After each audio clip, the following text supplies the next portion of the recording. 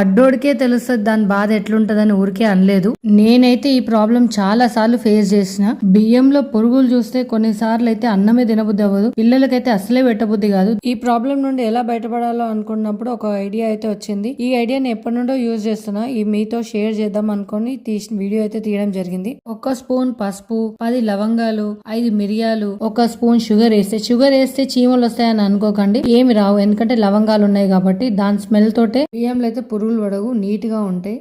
So మీరు కూడా ఈ ట్రిక్ యూజ్ చేయండి. యూజ్ చేసి కమెంట్ అయితే చేసి చెప్పండి ఎలా వచ్చిందో. Thank you so much for watching. Please do subscribe.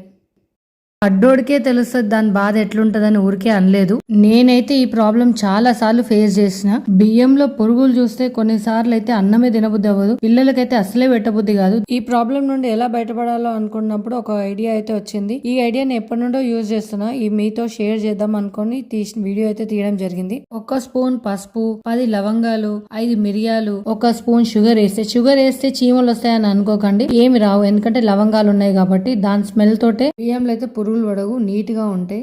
So మీరు కూడా ఈ ట్రిక్ యూజ్ చేయండి. యూజ్ చేసి కమెంట్ అయితే చేసి చెప్పండి ఎలా వచ్చిందో. Thank you so much for watching. Please do subscribe.